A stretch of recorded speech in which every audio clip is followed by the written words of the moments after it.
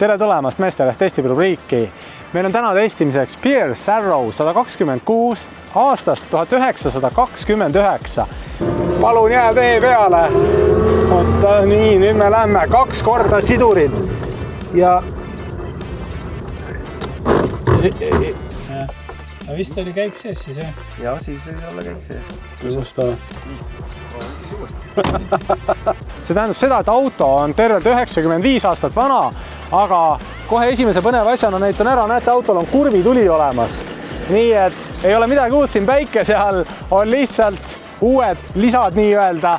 Täna vaatame, kuidas see auto sõidab, vaatame, mis on asjad, mis selle juures meeldivad ja mis veel rohkem meeldivad ning vaatame, kellele see auto sobida võiks. Ma arvan, et pruutpaarile esimese asjana. Igatahes emotsioonid on laes ja stardime siit.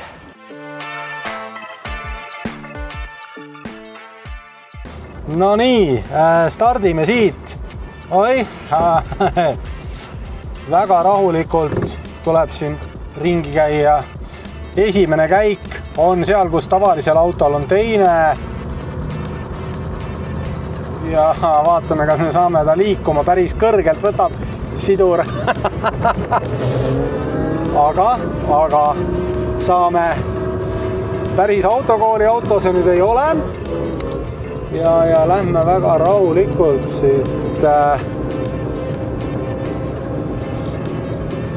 rajale, aga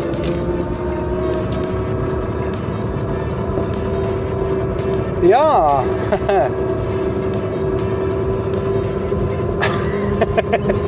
ei oskagi, sõnad ei tule suust välja, mõtled, mis kuradi pidi need käigud käisid siin, sest et esimene käik oli meil ja pöörderaadios, palun jää tee peale. Oota, nii, nüüd me lähme 2 korda sidurid ja nüüd ma ei saa küll aru. Jäi ta nüüd meil sisse või? Nüüd on meil, ei ole meil ühtegi käiku. No tehke või tina, ma tegelikult oskan manuaaliga sõita, aga siin need käigud mul läksid küll sassi nagu 10 kopikat. No nii, aeg möödub, aga seda autot me käivitada ei oska. Kogu oma tarkuses ja kahjuks ütleme nii, et Google'ist abi ei leia. Ja vist oli käik sees siis, jah? Ja, siis oli olla käik sees. Tõsusta. Nii, korraks vajutud. Ja.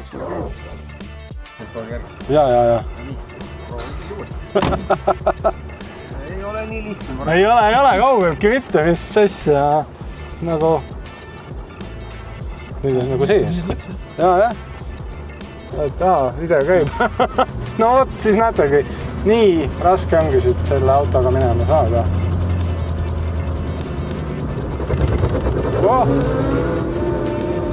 Nii, see sõit on katsumus. Ma ütlen ausalt, see on katsumus ja see rool ei ole kergete killast.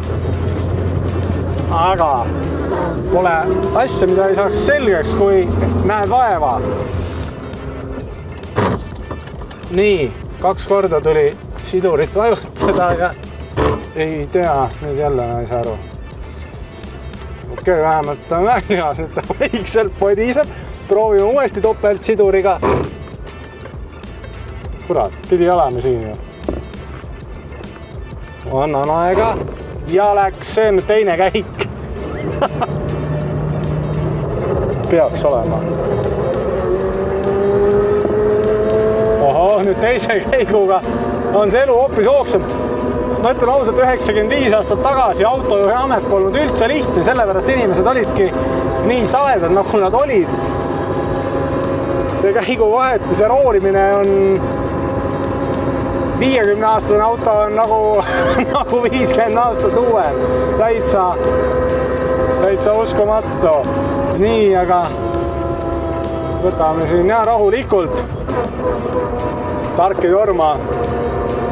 3 huvitavat fakti ka selle auto kohta. Kaal natukene üle 2 tonni siis täismassiga. Pikkus oli tal üle 5 meetri, kui nüüd pea ei valeta ja kilovatid kokku 95 kilovatti ja nüüd me läksime kolmanda käigu peale ja nüüd meil on hoopis madalam minek. Talle meeldivad tuurid, mis on ka madalad, aga see rool, see käib jõuga.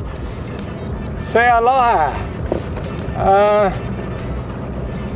Oleks pidanud proteiiniseigi kaasa tegema, sest siit ringilt tulles on kindlasti käed väsin, aga pulmaautoks miks mitte ja kui Eestis valitsus peaks vahetuma, siis kindlasti tööautoks sobib ta hästi.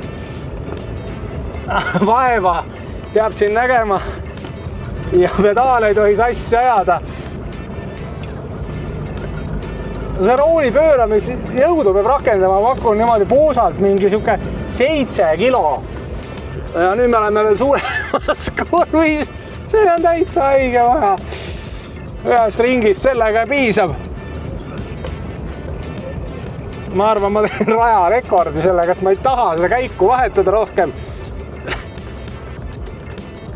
Ma jälle ei saa aru, mis käik meil on. Kas ta on nüüd meil sees või ei ole? Vaatame, katsetame gaasiga. Kolmas käik oli ikkagi sees siis. Jah, seda käigukasti saab õppida ja sellepärast oligi kunagi reaalne amet autojuht. See on üks, mis kindel.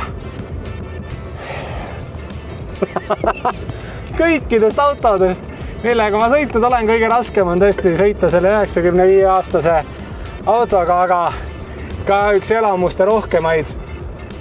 Ta kindlasti on. Nüüd ma tahaks teada, miks see käik ei taha tulla siit välja, aga ta tahab jälle topelt sidurit saada.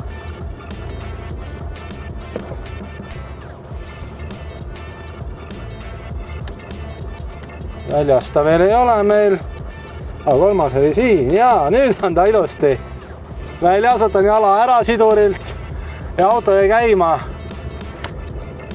ühe ringiga 3 käiku ja selle autoga sõitmine on mul selge, aga nüüd oleks pudelit vett vaja ja väikest sauna ja duši, sest et see on üks väsitav kogemus, seda ma võin öelda.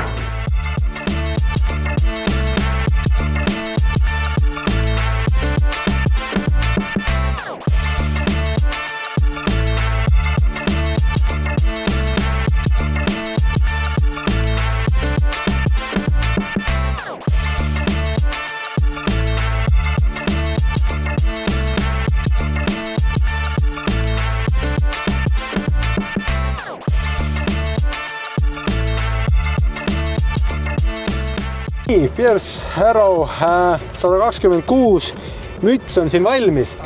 Siin see esimene istekoht on siis tegelikult mõeldud juhile ja nii-öelda kõik tähtsad isikud siis istuvad siin taga saalis. Mis on huvitav on see, et selle mõnusa diivani peal seda diivanit sa liigutada ei saa. Nii et 1,80 m pikkus on selle auto juures suhteliselt suhke maksimaalne. Põlved on siin juba praktiliselt vastu rooli. Huvitava asjana on olemas rooligaas. Peaks ta siit, vaadake, tuli pöördeid juurde. Rooligaas käib siit ja selline vägagi minimalistlik armatuur, aga väga lahe, tõesti nagu ajamasinas selleks sattunud, nii et vaatame siin tagaistme ka üle ja lähme siit juba edasi. No nii, ja Pierce Arrow 126 tagaiste. Kombinatsioon autost võib-olla meenutab isegi kohati mingite vanemate Itaalia paatide aknaid, kus juures see laud, akna äär ja meil on täiesti lühtrilaadne selline valgustus siin laes. Nii et midagi sellist, mida täna ma arvan, et mitte ühestki kaasaegsest autost ei leia. Kardinate jaoks on siin eraldi hoidja ja vaadake, missuguse hingega siit see auto, nüüd läks õiget pidi, hingega siit see uks avaneb ja sulgub. Nii et jah, ütleme nii, et oma silm on kuningas, aga kui pulmaks läheb, siis teate, kuhu poole pöörduda. Ma arvan, et see on pulmaautoks üks väga väärikas variant. Esimese hooga ei taha ju 95-aastases autos kõiki asju jõuga kuskile poole lükata, aga tegelikult väga ilusti käivad siin need esimesed istmed ette, ehk siis seda saab kasutada 4-kohalise kui ka mugava 2-kohalisena ja sellisena on siin, teeb Maybachile vaata, et silmad ette. No nii, aeg kokkuvõtaksid Pierre Sarrow 126 juurest. Noh, ütleme nii, et siuke vähemalt sama suure pagasi ja kui teadmisi me võtame kaasa, kui selle auto pagasiruum siin selle kohvri kujul on. 3 käiku 95 kilovatti, 5,5 liitrine rida, 8 mootor. Need käigud käivad ka tagurpidiselt manuaalil, ehk siis 2 sidurit, esimene käik vasakule alla, teine käik paremale üles ja 3. käik paremale alla ja sealt, kus leiad tavaliselt esimese käigu, on hoopis tagurpidi käik. Nii et kui tahad seda autot proovida, kindlasti tee seda, võta Laitse rallipargiga ühendust, aga ma soovitan siiski tagaistet, selg jääb kuivaks ja see on üks väga mõnus koht, kus olla. Täname siinkohal Laitse ralliparki, täname Üllarit, kes meile neid autosid siin tutvustas ja kui vähegi mootorid südames, astu Laitse rallipargist läbi. Teiega kohtume juba järgmises Meesteleht testib rubriigis. Vaadake järgi ka meesteleht.finance autolaen ja kohtume juba järgmises saates.